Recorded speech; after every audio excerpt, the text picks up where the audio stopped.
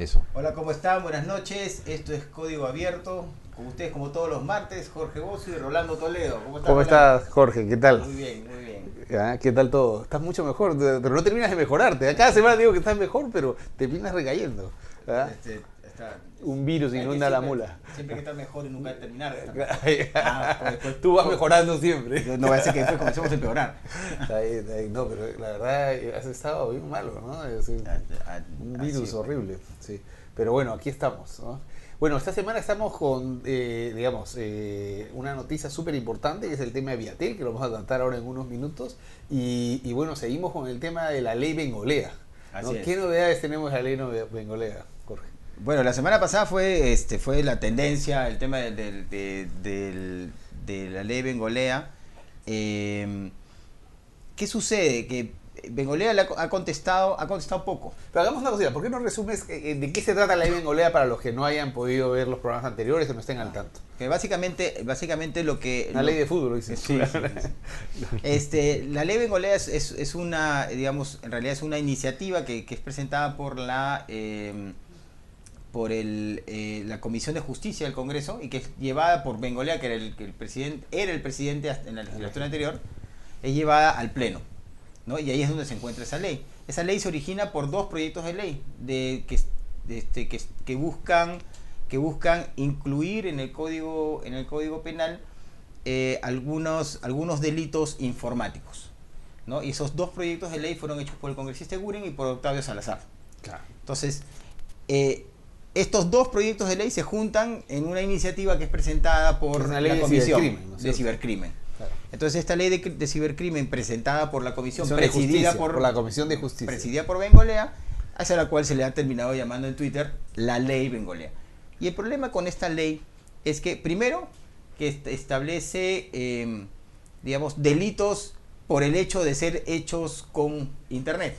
Es decir, el robo con Internet, la estafa con Internet, ¿no? Cosas que ya están normadas. Es decir, la estafa ya eran delitos por teléfono. Así como dice, oye, si te estafan por teléfono es otro tema, sí. Y otras penas que si te estafan por Internet. No, si te roban en el taxi o te roban en el autobús. Claro, ¿no? O sea, y caminando. Sí, claro. Entonces, ese es el primer absurdo que tiene esa ley. Pero después tiene algunos temas que han sido además resaltados por organizaciones de defensa de derechos humanos. ¿Por qué la sociedad civil, tanto local como internacional, ha puesto sus ojos en esta ley? ¿Por qué es tan peligrosa para América Latina en general, para el Internet libre, lo que está pasando ahorita en Perú? El punto más sensible es el que señala que las comunicaciones IP, no especifica muy bien, no están sujetos al secreto de las telecomunicaciones, ¿no? Entonces, ahora IP hoy día es todo claro. Es IP, ¿no? Claro. O sea, tú levantas el teléfono en tu casa y esa comunicación llega en algún momento a ser una comunicación IP. Rompiendo además, ¿no?, lo que dice los derechos de la privacidad, ¿no? La ley de privacidad justamente lo que te dice es que, entre otras cosas, el número IP es una información privada. Ese es el otro punto. También dice que el número IP no es un dato personal. Claro. Cuando la ley de protección de datos personales señala que todo dato que permite identificar a la persona es considerado un dato personal. Y si mi teléfono el aparato telefónico tiene un IP, entonces es un dato personal. Así como mi número telefónico es un dato personal. Y las llamadas a los que tú haces y todo lo demás, ¿no? Lo mismo, el número IP te permite en realidad rastrear tu comportamiento y con quién te comunicas, qué haces tú en Internet. Entonces, en teoría, eso pasaría a ser discrecional de ¿quién? ¿De la policía? Claro. Ahora, el problema está también en que ante las críticas que le llovieron a este proyecto de ley cuando inicialmente se filtró el dictamen, estuvo esta, y entonces en otro artículo dijeron que no, que solamente se puede obtener ese dato con orden judicial, pero en un lugar dice, en el artículo 23 dice que el IP no tiene secreto de las comunicaciones, y en el otro dice, pero solamente se puede obtener por orden judicial. Total, Si no es secreto, entonces ¿por qué necesito el juez? No, está O sea, según, bueno, está generado, pues, y esto es súper peligroso, porque si un gobierno democrático como el nuestro se termina aprobando esto, que atenta contra las libertades de Internet, se empieza a generar como un problema para todo el Internet global, en realidad. Claro, y por eso que la protesta viene de varios otros... Se ha protestado más sobre esta ley afuera del Perú que en el Perú. Claro. Porque también en Ecuador hay un proyecto de ley que está promovido por Correa, que también es de alguna manera una ley mordaza, que está tratando de evitar, que persigue también el tema de las comunicaciones por Internet. Y también en Costa Rica ha habido una iniciativa en esta semana. Entonces lo que las organizaciones de defensa de los derechos de los usuarios en Internet y las asociaciones de derechos humanos también, ¿no? Y en Perú está el IPIS, el Instituto de Prensa y Sociedad, está APRODE, la Institución de Derechos Humanos, y nosotros en la Red Científica Peruana, entre otros, se han empezado a sumar a esta campaña que, como repetimos, no solo es una campaña digamos peruana, sino es una campaña global, ¿no? Ahora, ha contestado Bengolea en una entrevista que le da a Carlos Burneo. El día sábado lo ha publicado Henry Spencer para los que no lo conocen, para quienes lo siguen en redes sociales, y ahí él, bueno, primero demuestra que no estaba muy enterado de lo que decía la ley, porque Carlos o Henry le hace le hace preguntas concretas, claro. Le hace una pregunta directa, sí, ¿no? Y él le contesta que no, y después Carlos le muestra, pero la ley dice que sí. Entonces él se pone a leer la ley. Bueno, es que realmente no quiere decir eso, pero en el otro lado dice esto otro. Entonces se enreda un poco en el tema. Y dice que en realidad todo el mundo lo ha satanizado a él, que él en realidad no es el creador de esta ley, que le han puesto ley Bengolea para hacerle daño a él, pero que eso no es la ley Bengolea, porque es una propuesta de Guren o de Octavio Salazar. Sin embargo, el día de hoy ha habido un conversatorio organizado sobre la ley Bengolea, organizada por Bengolea, bro. Por Alberto Bengolea, ¿no? Cuando era presidente de la Comisión de Justicia, convocó al señor Ulrich Sieber, que es un experto en temas de ciberdelitos. Entonces, ¿cómo es que alguien que realmente no está interesado en la ley, que no es su ley, ¿no? Él dijo, hubieran puesto a otra ley Bengolea, porque a esta que no es mía, ¿no? Y él está organizando un evento, el día de hoy, ha organizado un evento sobre delitos informáticos. Entonces, ¿cómo organizas un evento para defender y promover una ley que no es tuya, ¿no? Entonces, la verdad es que sí parece que está muy interesado en que salga la ley. No, claro. Y está por eso reforzando. A mí me parece que hay que hacer un llamado a Marisol Perestello, ¿no? Que es la nueva presidenta de la Comisión de Justicia, que tiene una actitud muy vigilante, muy abierta a todos los temas de Internet y a los temas de derechos humanos en general, para que realmente escuche lo que está pasando y los peligros que tiene esta ley y las inconsistencias legales. Porque el otro tema es que tiene unos temas de penas y que son inconsistentes con el conjunto del ordenamiento jurídico, ¿no? Claro. Lo decía Eric Iriarte el otro día, y otros abogados como Oscar Montezuma y tal, con los que hemos venido conversando. Entonces la campaña continúa, todavía hay que estar atentos, cada día se suma más gente a esta campaña. El día de hoy algunos congresistas ya han manifestado que están en contra de esa ley. Se ha manifestado en contra el congresista Tubino en Twitter, si no me equivoco. Víctor Andrés García Belaunde también se ha manifestado en contra. Se ha manifestado en contra Johnny Lescano, y así varios congresistas. Es importante porque se hizo una pequeña campaña describiéndole a los twitters mensajes directos, ¿no? Y mensajes públicos a los congresistas, advirtiéndoles sobre los peligros que trae esta ley, ¿no? Entonces yo creo que digamos, hemos reaccionado bien, la sociedad civil ha reaccionado bien, los ciudadanos, etc., pero todavía no se ha caído esto. O sea, hasta que no realmente se entierre esto y estas amenazas, tenemos que seguir vigilantes, ¿no? Claro. Entonces, eso es súper importante. Bueno, pero la otra gran noticia es el tema de que se asignó finalmente la banda de 900, ¿no? El ganador ha sido Viatel. Viatel. En la frecuencia se han asignado 32 MHz en la frecuencia 900 a nivel nacional. Entonces eso les va a permitir digamos, desarrollar una red de comunicaciones móviles y de datos. ¿no? Conversemos con nuestro especialista en estos temas, el señor Carlos Guamán. ¿Cómo estás, Carlos? Bienvenidos a esta tu casa. Muy bien, gracias. Buenas noches. Bueno, DENE ha sacado una excelente nota de prensa, ¿no? Justamente viendo las implicancias que tiene el evento del día de hoy, ¿no? La asignación del espectro de la banda 900 para la empresa vietnamita Viettel. Cuéntanos, ¿qué es lo que resalta de él? ¿Qué significa esto para el mercado? Sí, mira, varias cosas. Uno, del punto de vista no específicamente de telecomunicaciones, sino en general de la actividad de negocios y de las inversiones en el país.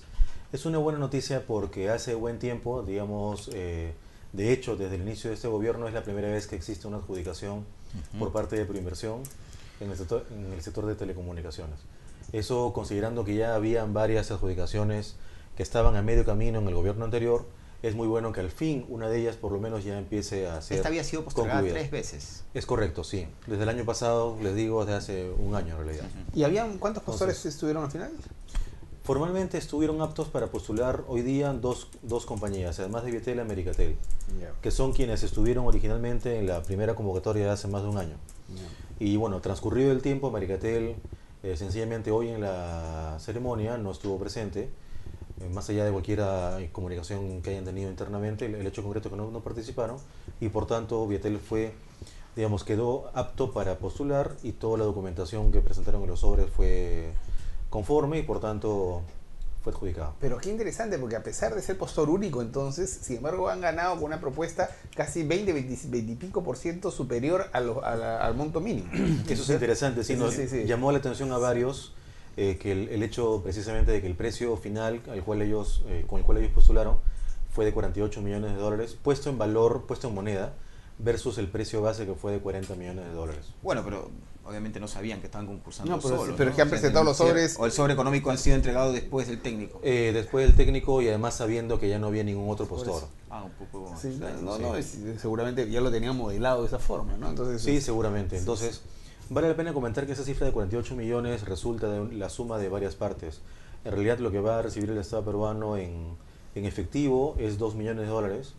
Luego, 18 millones de dólares va a ser en el gasto que Viettel deberá incurrir para lo que en el sector conocemos como limpieza de la banda, que ahora lo comento. Es la mayoría, ¿no es cierto? El gasto es limpiar justamente la banda, ¿no? Limpiarse de todo el uso de frecuencias que está haciendo actualmente otros operadores. Utilizado por diversas empresas que para gestión de negocios diversos requieren una banda inalámbrica. Era una banda que tenía de uso libre. De uso libre y tenía, digamos, usos experimentales y comerciales también. Comerciales. Okay. Entonces, las empresas que se ven afectadas porque ya no sea de uso libre, entonces deben ser resarcidas y transferidas a otra banda que es así. Otra banda y por lo tanto con equipamiento nuevo, etcétera.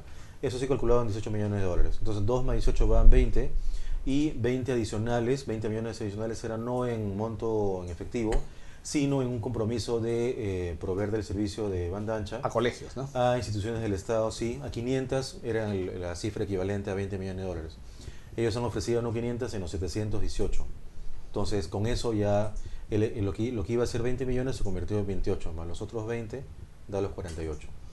¿Cómo funciona este tema de los colegios? Siempre a mí me he preocupado porque todas las últimas adjudicaciones, incluso las de Fitel, incluye el tema de y ponle a tantos colegios internet, sí, ¿no?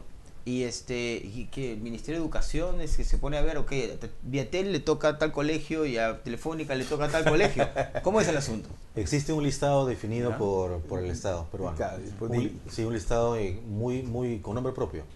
Entonces, de hecho, hay un listado bastante más amplio que la cifra de 718 y de ahí el operador tiene que proponer la lista final. Sí, porque está en la lista justamente, como hablábamos con Marconi, ¿te acuerdas? Hace unos meses de todo el proyecto que tiene de una educación interconectada. A ver, colegios que ya tienen computadoras, por los proyectos de computadoras para todos los niños, pero que no tienen internet. Entonces, hay algunas, creo, me imagino que son más de 1000 colegios que les falta todavía tener acceso a internet, ¿no? Entonces, falta una más de estas y ya completamos. ¿No? Hay que traer a Marconi para que nos cuenten qué va. Claro. Mira, lo interesante del asunto es que tal como fue estructurado este proceso, combina el objetivo de inclusión digital, que le podemos llamar así, con el objetivo de promover la competencia en el ¿Y ese sector. compromiso de brindar servicio a los colegios que es de por vida? O sea, Estos 500... Durante el periodo de concesión, sí. Durante el periodo que son 20 años. Sí, es correcto. Sí. Durante el periodo de concesión. Sí. ¿Qué pasa con la estructura de mercado con la entrada de Viatel? Lo interesante es que esta banda de 900 complementa la banda que ya Viatel había sido adjudicada hace un tiempo, que estaba en la frecuencia del 1900. ¿Y por qué es importante esto? Porque para efectos de los costos que los operadores incurren para el despliegue de sus redes, es crucial que tener una banda alta, llamémoslo así, o sea 1800 o 1900, con una banda baja como la que han sido adjudicadas, porque la banda tiene una estructura de costos diferentes y en concreto la de 900 cuesta por suscriptor menos que una banda de 1700 o 1900. Entonces, como cuesta menos, debe equilibrarse en la estructura de costo total, tener una alta con una baja, que es el caso para el resto de operadores que están en el mercado. Todos tienen una combinación así. ¿Por qué la diferencia de costos en una banda alta y una banda Por baja? la cobertura que te da una celda. Porque una banda mientras más baja te da mayor alcance. Más kilómetros cuadrados de kilómetros de radio. Sí. Y ahí, pues, por lo tanto, ya puede llegar a tener un nivel de condiciones en cuanto a acceso al espectro parecido a lo que tienen el resto de operadores. Con lo que han tenido hoy, llegan a más de 50 MHz asignados, versus Movistar que está en 60, Claro en 57 y Nextel parecido, ¿no? Entonces, con eso ya se iguala y ya podemos esperar que pronto la compañía entre al mercado, que es lo que estamos esperando, para que vaya a competir. Y vamos a ver cuál será la estrategia de negocio que aplique. Entendemos la experiencia internacional, empezando en su país de origen, Vietnam y países vecinos, que apuntan a segmentos de clientes con una alta valoración de la relación precio-calidad. Ellos todavía no están operando. No, todavía no. Están en el proceso de despliegue de su infraestructura. Entonces, clientes de bajo ARPU, de baja facturación promedio, pero con un servicio al cliente bastante eficiente, efectivo. Entonces veremos qué pasa, pero ya eso debería estar en marcha. Sí. Qué interesante, Carlos. Ya estaremos conversando los dentro de los planes, un poco para que los que nos están siguiendo por internet puedan saber. ¿Cuándo se pueden cambiar? ¿Cuándo va a comenzar a operar? ¿Cuándo tiene planeado Mira, no tenemos una fecha oficial, pero calculamos que dentro de un año ya deberíamos ver el servicio. Entonces ahí tendríamos ya un cuarto operador de telefonía móvil. Un cuarto operador, efectivamente. Y de datos móviles, ¿no? Y de datos móviles. Va a ser la cosa más interesante. Sí. Bueno, Carlos, con esto en realidad nos da pie esta estructura de mercado y todo lo que estamos hablando de la estructura de banda ancha para pasar a nuestro siguiente bloque, que vamos a dedicarle 2 bloques al tema del proyecto de banda ancha. Otro de los temas que hemos tratado recurrentemente con Carlos y con Jorge en este programa, pero para lo cual, ¿a quién tenemos invitado, Jorge? Luis Pacheco. Está Luis Pacheco, él es de Ociptel. Él ha sido miembro además de la comisión de diseño del plan de banda ancha y bueno, tiene una experiencia de 15 años trabajando en el regulador. Trabajaba contigo, seguro. Sí. Sí. Bueno, entonces nos despedimos, vamos a hacer un pequeño corte y ahí regresamos. Yo voy a dejar la mesa porque ya no entramos tantos y va a quedarse Carlos con Jorge junto con Luis. Nos vemos, regresamos en 2 minutos con Código Abierto.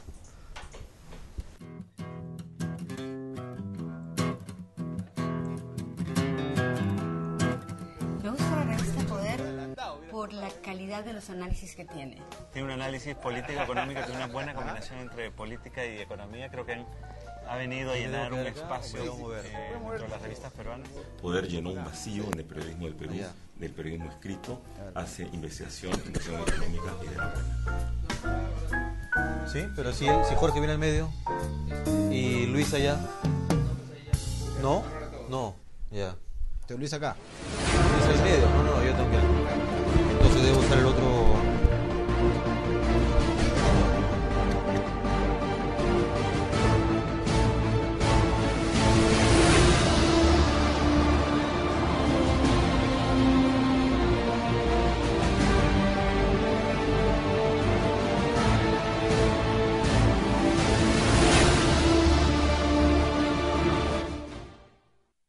A mí me gusta leer Poder porque te reta y te incomoda con inteligencia y con estilo.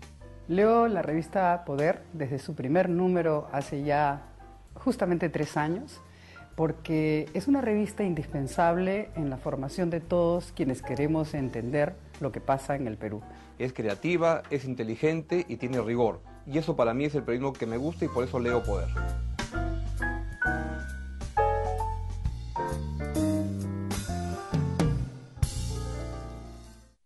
Me encanta leer Poder. Me gustan los temas que trae en cada edición, me gusta cómo toca cada uno de esos temas con la debida profundidad, con el análisis serio, con una buena compilación de información. Leo Poder porque parte de mi trabajo es seguir el entorno económico y político para los negocios, y Poder es un instrumento muy importante para ello. Es sumamente valioso porque además de darle agilidad, permite visualizar cosas que se entienden más claramente con una imagen que incluso con un párrafo, ¿no?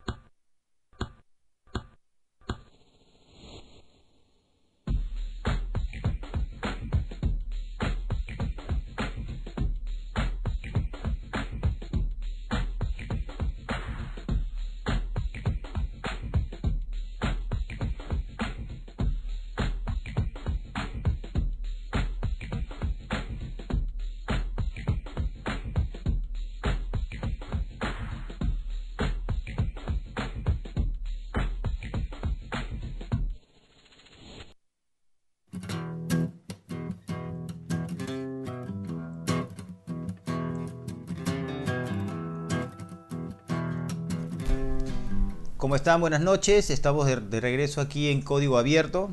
En este segundo bloque estamos con Carlos Guamán y también con Luis Pacheco de OCIPTEL, quien va a conversar con nosotros sobre esta ley de promoción de la banda ancha, de la cual ya hemos hablado en otros programas, y que además le otorga al organismo regulador un conjunto de obligaciones y un papel realmente importante para lo que es el aprovechamiento de la banda ancha en el desarrollo de la competencia en el sector de las telecomunicaciones.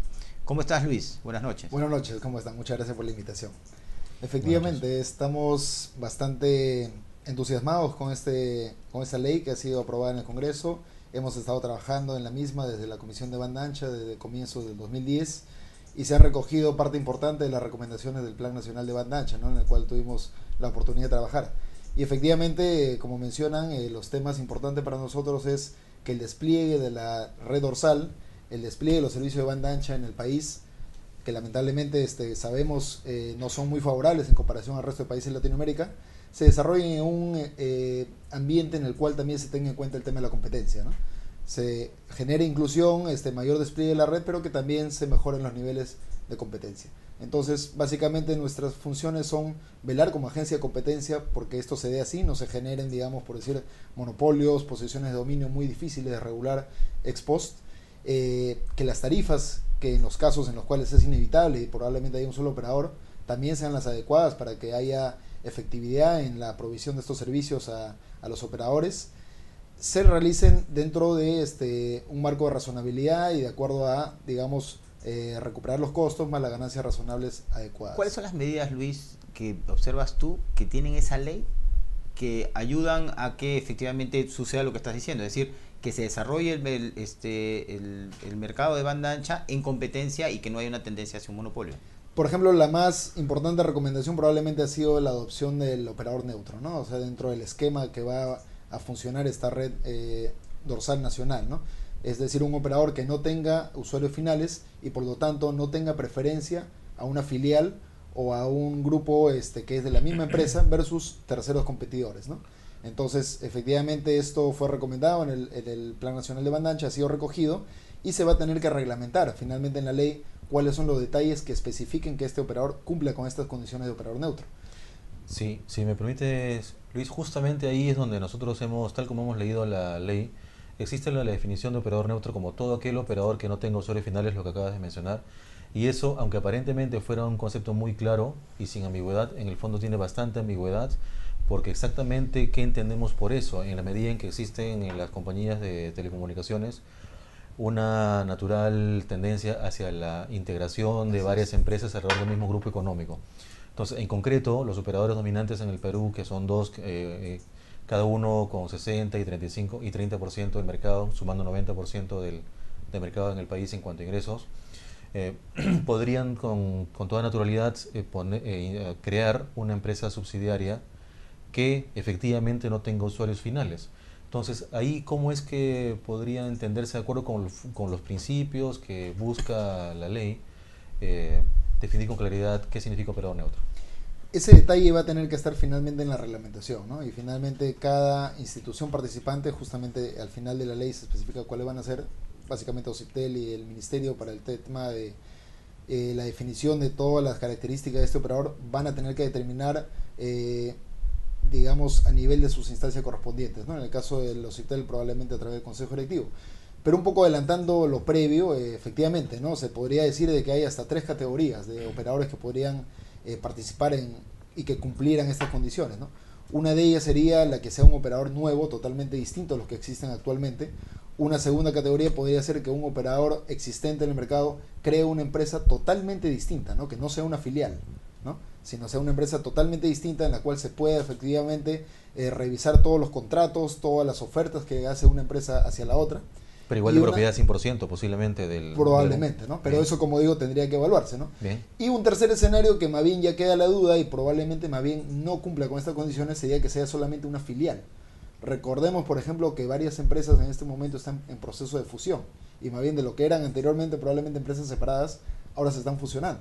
Entonces habría que evaluar si es que estas filiales nuevas dentro ya de una misma empresa cumplen con estas características de que se pueda, por ejemplo, evitar los subsidios cruzados, las preferencias de una filial respecto a la otra, y lo más probable más bien es que esto no cumpla estas características, ¿no? Pero es un tema que vamos a tener que evaluar. Algo ¿no? importante es que en el sector de las telecomunicaciones no hay control de fusiones.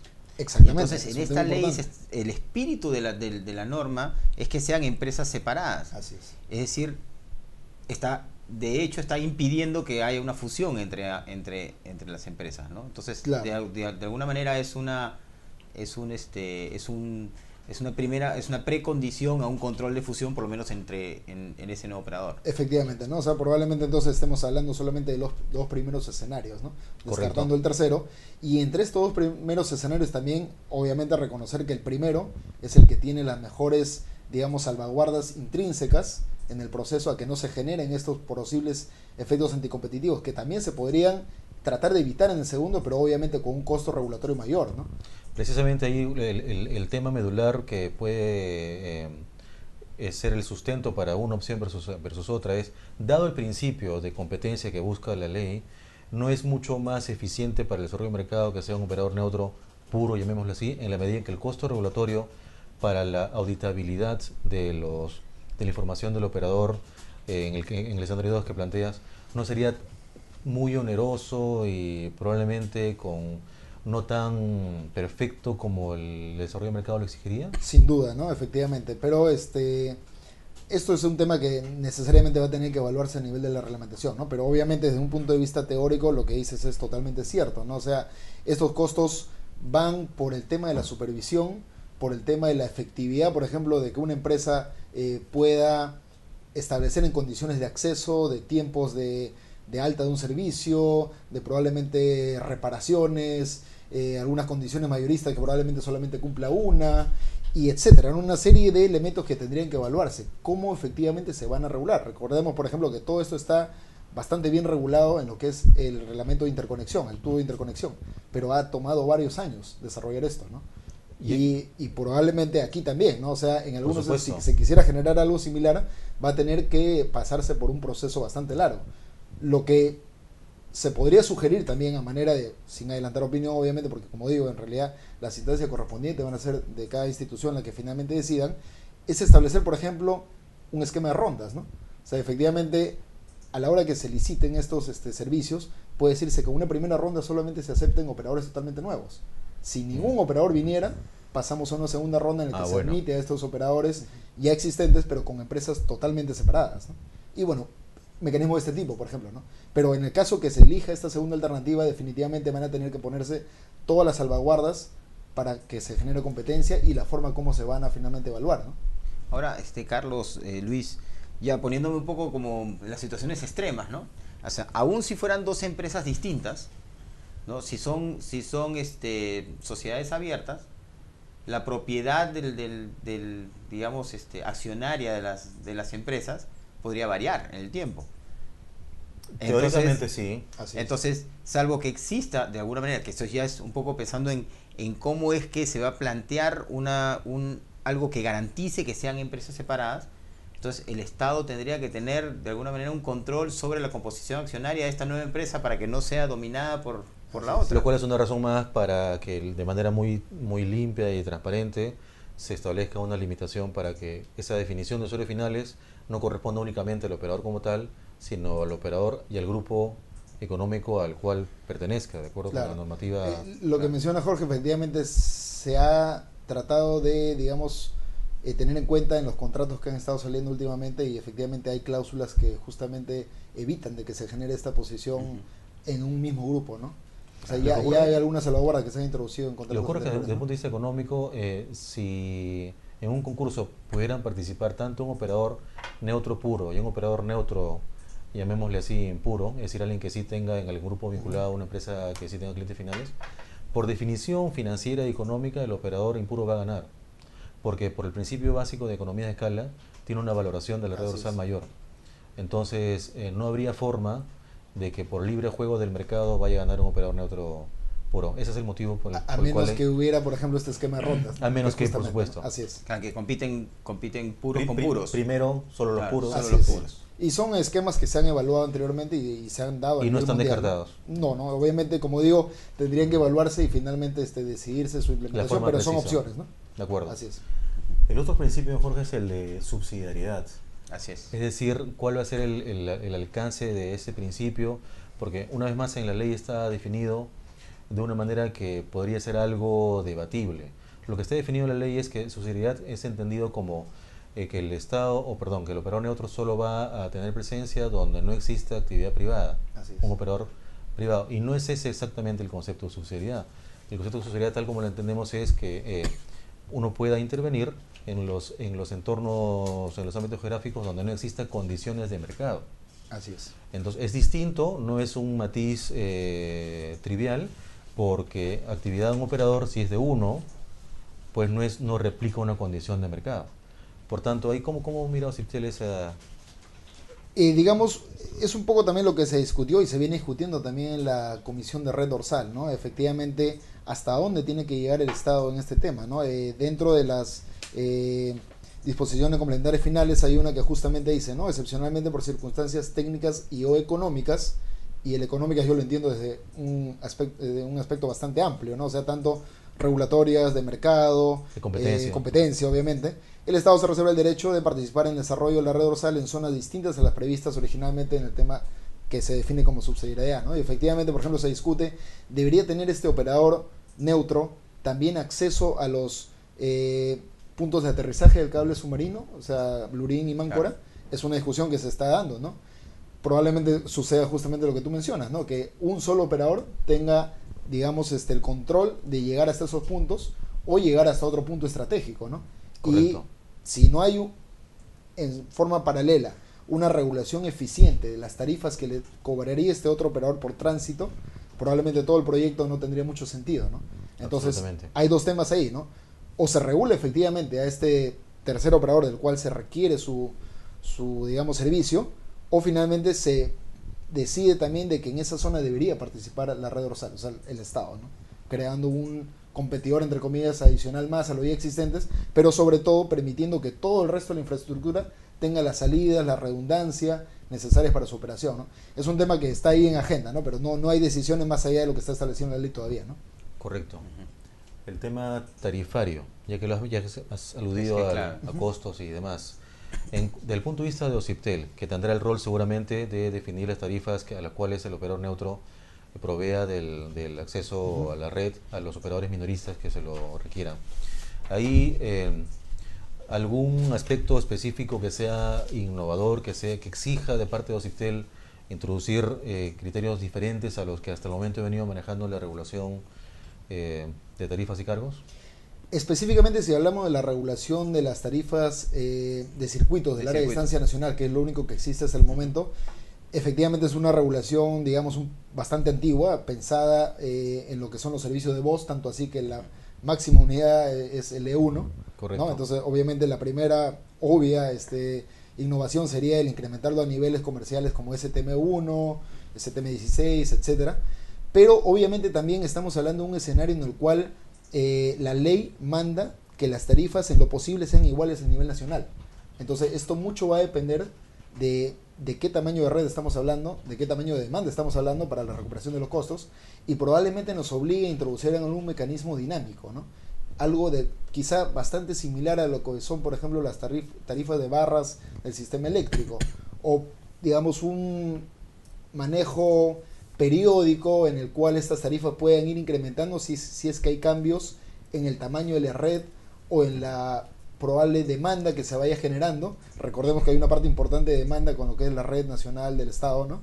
Entonces probablemente todo esto tenga que incorporarse también en hacer más dinámico este proceso, ¿no? Si se incorporan más redes, probablemente el costo sea mayor, si se incorporan más demandantes también, y todas esas tarifas tengan que estar cambiando en el tiempo.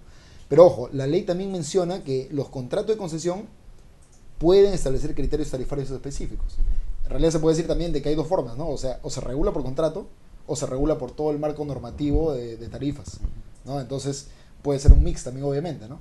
Pero en ambos casos tiene que reconocerse que este es un esquema bastante dinámico, ¿no? Luis, una caja negra, digamos, que dificulta mucho la tarea del regulador en temas de tarifas es precisamente el tema de acceso a los costos. Así es. ¿Tú crees que en la implementación de esta red, donde hay inversión estatal y donde además hay, digamos, un conjunto de condiciones que aíslan a este negocio de los otros, va a ayudar a que el regulador pueda tener mejor acceso a la estructura de costos y de esa manera poder regular mejor las tarifas en este? Sin ser un especialista en tarifas, te adelantaría de que más bien yo soy optimista en el tema, ¿no? O sea, desde el mismo hecho que se reconoce que la red es de titularidad del Estado, la parte de fibra, se puede tener bastante control en cuanto a los insumos que van entrando para ir generando la red, ¿no?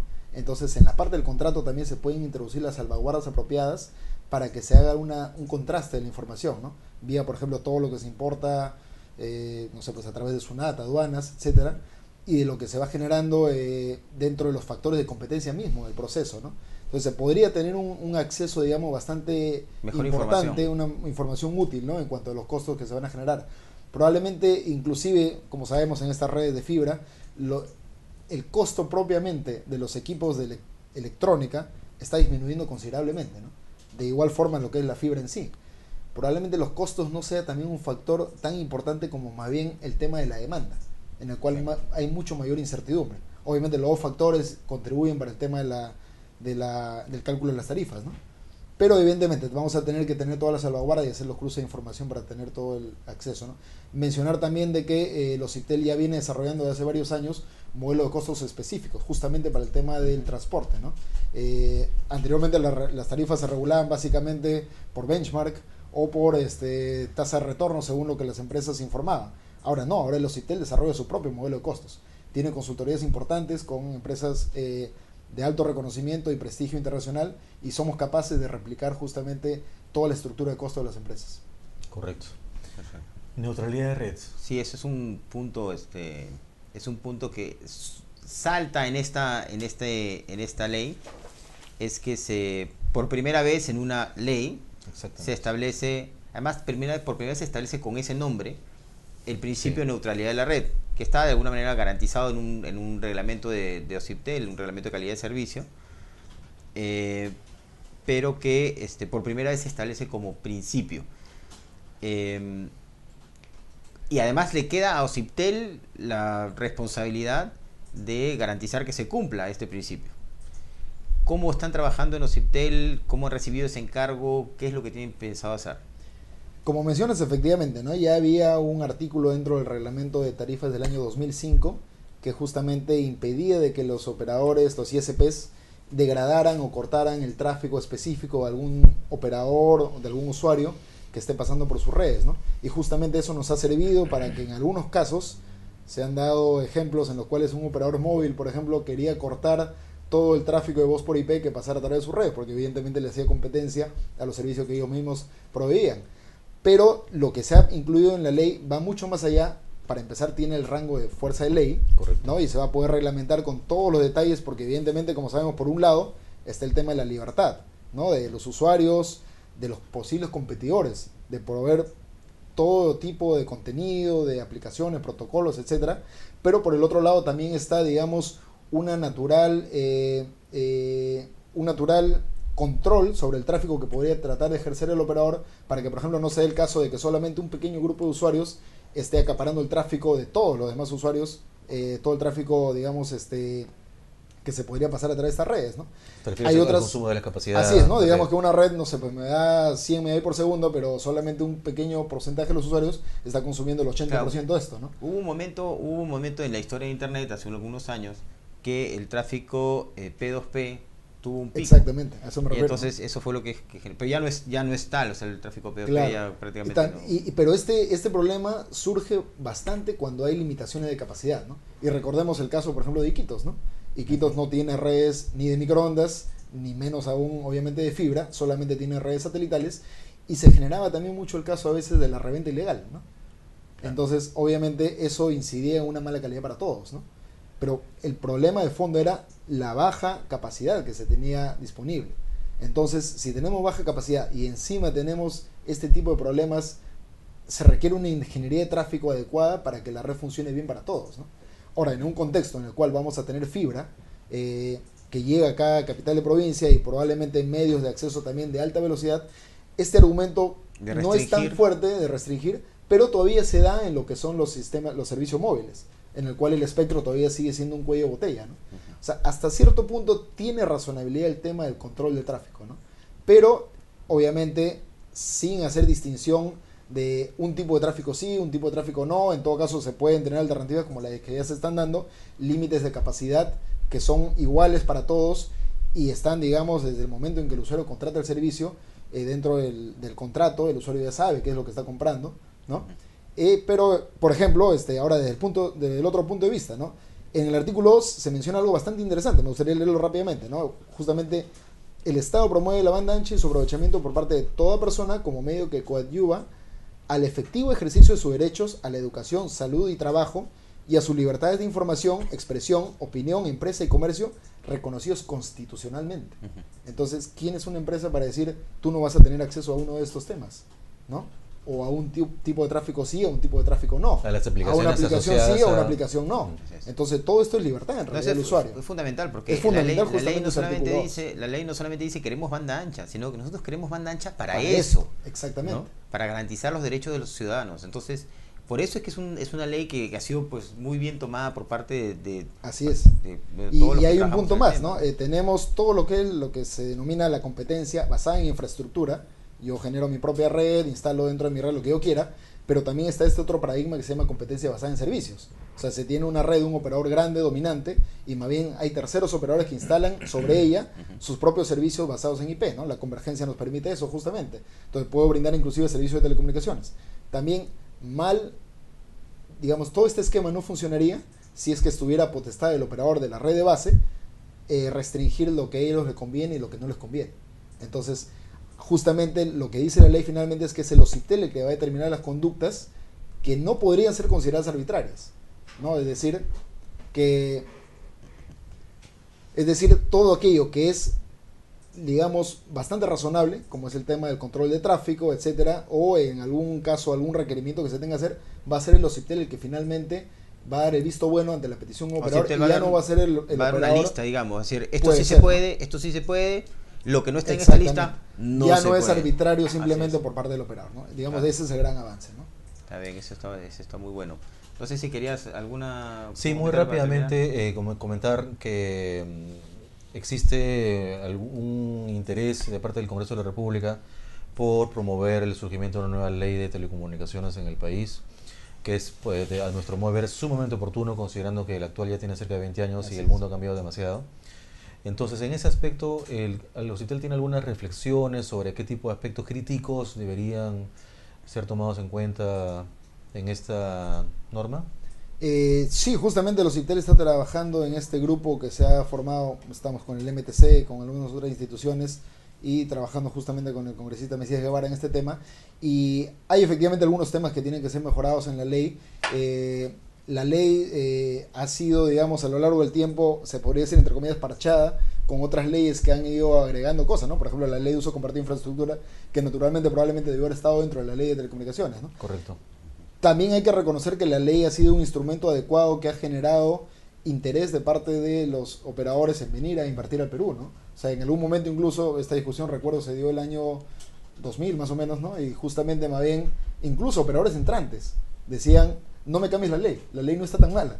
Finalmente, obviamente, sabemos que la clasificación de servicio, por ejemplo, es prácticamente obsoleta, ¿no? Correcto. Pero al menos tiene ciertas características que podrían ser útiles, ¿no? O sea, la definición de qué son servicios portadores, qué es la base, servicios finales, servicio de valor añadido. Obviamente ahora se tiene que introducir, por ejemplo, el concepto de servicio de información, ¿no? Que se introdujo vía el Tratado de Libre Comercio, y que muchos de los servicios probablemente que actualmente han sido definidos como servicio de valor añadido, en realidad por su naturaleza no lo son. Son más bien servicio de información. Inclusive, ¿no? Si estamos hablando ahora de convergencia y que todos los servicios se basan en las redes IP como base, en realidad, si hasta ahora se le sigue considerando el acceso a Internet como un valor añadido, todo hay un sinsentido, ¿no?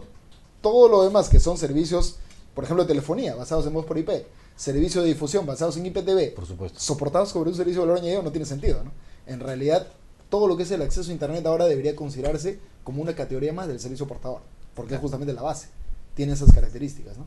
Entonces, estos temas tienen que introducirse porque generan una serie de derechos y obligaciones a las empresas, ¿no? Y obviamente está todo el tema, digamos, que se podría ir trabajando en cuanto a mejorar el uso del espectro, a mejorar, digamos, la regulación mayorista, incorporar leyes, como digo, inconexas dentro de la misma ley de telecomunicaciones.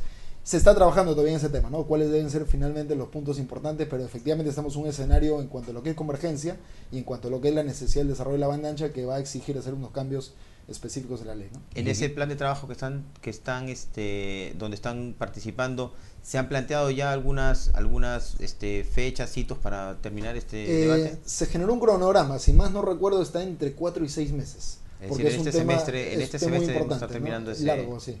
Sí, pero para que el proyecto esté listo. Así es. Para que pueda pasar a comisión, en fin, al pleno. Así es. De acuerdo. También es un poco, obviamente, cambiar el espíritu, ¿no? Probablemente, inclusive, mucho se habla de pasar de una regulación basada en servicios a regulación basada en mercados, o incorporar todo el tema de lo que es acceso mayorista dentro de estos paradigmas que estamos diciendo, ¿no? Si debemos inclinarnos más por competencia basada en infraestructura o en servicios, cuándo sí, cuándo no. Muchas veces todas estas indefiniciones a veces nos llevan a que el Estado pierda, por ejemplo, arbitrajes o procesos ante el Poder Judicial, porque no hay nada explícito dentro de la ley que llegue a ese nivel, ¿no?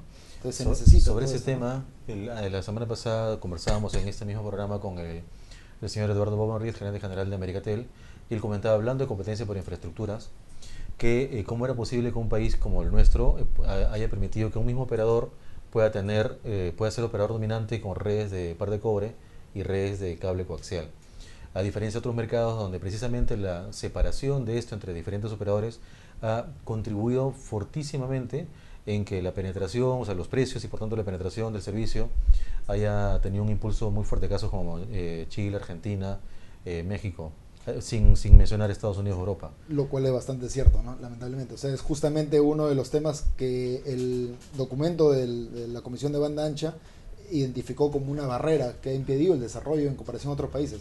Efectivamente, Perú ha sido uno de los pocos, si no es el único país que permitió esto, ¿no? Correcto. Más bien los otros países están a otro nivel, en el cual el operador de cable es tan fuerte que más bien ahora las restricciones que le dan al operador basado en telefonía de no operar, por ejemplo, los servicios audiovisuales, esas restricciones ya se están levantando. Pero aquí no. Aquí efectivamente, como mencionas, el contrato de concesión incorporó todos los servicios a un mismo operador, y esto ha sido lamentablemente una de las causas que tengamos menor penetración que otros países, ¿no? Y bueno, esto probablemente, y era lo que se recomendaba también en el plan, va a tener que evaluarse dentro de lo que son políticas para el nivel de acceso, una serie de medidas probablemente de competencia más intensivas, ¿no? Entre ellas, por ejemplo, el desagregamiento del bucle local. Bueno, el tema de control de fusiones que ya se está viendo. Y en algunos casos también evaluar el tema de separación estructural o funcional de empresas, como se ha hecho, por ejemplo, en el Reino Unido, ¿no? No digo que se vayan a hacer, lo que digo es hay que hacer un estudio del costo-beneficio. Correcto. De evaluar si esas medidas son buenas para nuestro mercado. Ojo, también estamos en un contexto en el cual la penetración de los servicios inalámbricos y móviles también está siendo cada vez más fuerte. Y probablemente los servicios fijos están perdiendo un poco el tema de importancia estratégica, ¿no? Pero es un tema que va a tener que evaluarse, como digo, es una evaluación compleja, ¿no? Vamos a estar digamos, siguiendo este tema desde este programa, y seguramente vamos a invitarte, Luis, para una siguiente conversación. También esperamos que OCIPTEL, digamos, mostrando lo que ha venido mostrando en estos años, su disposición hacia la apertura y la transparencia, también organice pues conversatorios y espacios para discutir todos estos temas que son muy importantes. Estoy seguro que van a seguir con ese buen ejemplo en la administración pública. Y bueno, nosotros ya tenemos que despedirnos. Agradecemos a Carlos por acompañarnos semana a semana y por compartir con nosotros digamos, el trabajo que realiza en DN, y a Luis por tu participación en este programa. La semana que viene estaremos con dos invitadas especiales trabajando el tema de tecnologías de la información para el cambio social, en un libro que se va a presentar en el Instituto de Estudios Peruanos el día martes a las 8:30 de la mañana. Todos están cordialmente invitados. Y los dejamos con Fernando Vivas en Cuéntame Otra. Hasta el próximo martes, entonces. Muchas gracias también.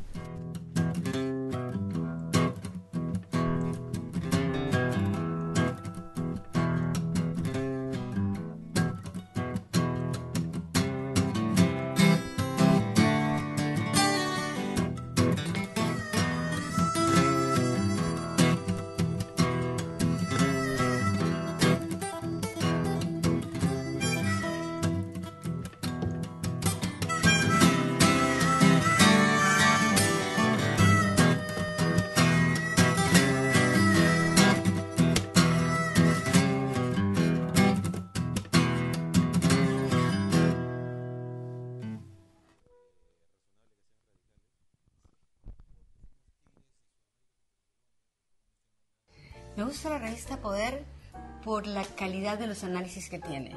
Tiene un análisis político-económico, tiene una buena combinación entre política y economía. Creo que ha venido a llenar un espacio dentro de las revistas peruanas. Poder llenó un vacío en el periodismo del Perú, del periodismo escrito, hace investigación económica y de la buena.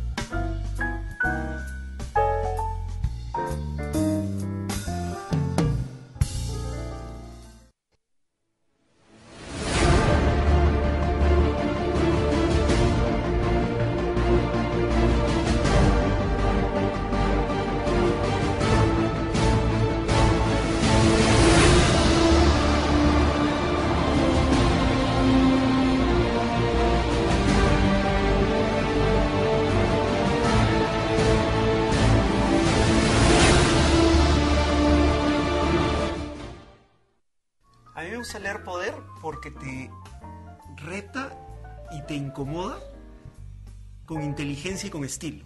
Leo la revista Poder desde su primer número hace ya